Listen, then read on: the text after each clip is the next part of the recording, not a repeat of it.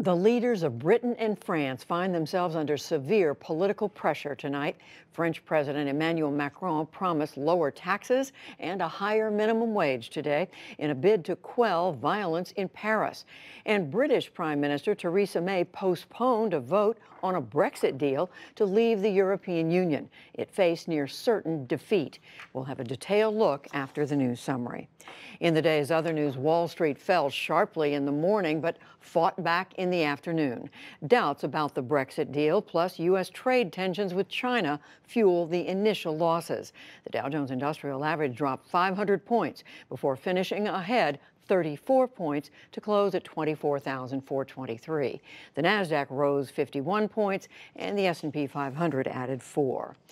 A major winter storm moved out of the deep south today after dumping heavy snow and killing at least 3 people. Some of the worst hit North Carolina, dropping a foot of snow and causing widespread power outages. Streets and highways in the state were empty over the weekend. Governor Roy Cooper warned today of flooding still to come. This storm dropped staggering amounts of snow, ice, and rain across our state. A year's worth of snowfall or more fell in some places in little more than a day. The overall storm system stretched from Texas to Richmond, Virginia. A UN climate conference in Poland has entered its second and final week with pressure growing for action. About 100 protesters disrupted a U.S.-sponsored panel on fossil fuel today. They demanded that the Trump administration do more to combat global warming. On Saturday, the U.S., along with Russia, Saudi Arabia, and Kuwait, blocked endorsement of a major scientific report on climate change. Some 164 countries signed a non-binding migration pact today aimed at ensuring safe movement for migrants around the world. The deal caps 2 years of deliberations among members of the United Nations. In Marrakesh, Morocco, the UN Secretary General warned against demonizing migrants. All human beings must have their human rights respected and their dignity upheld. To deny these and to vilify any group of people is the road to dehumanization and horror.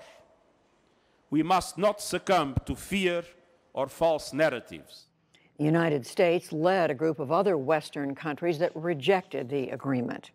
Back in this country, President Trump defended hush money payments to women who say they had affairs with him.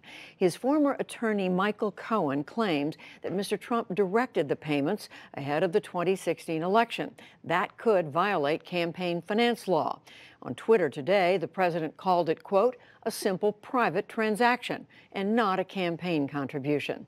We'll look at all of this later in the program. And a Russian woman accused of being a covert agent is now expected to plead guilty.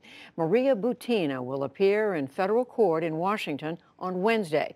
She previously pleaded not guilty to conspiracy and acting as an unregistered Russian agent. Butina allegedly tried to infiltrate the National Rifle Association and to influence U.S. policy toward Russia. Still to come on the NewsHour, Europe in crisis. Brexit faces an uncertain future as protests envelop France. President Trump on the hunt for a new chief of staff. How the latest revelations from the Mueller investigation are affecting the White House, and much more.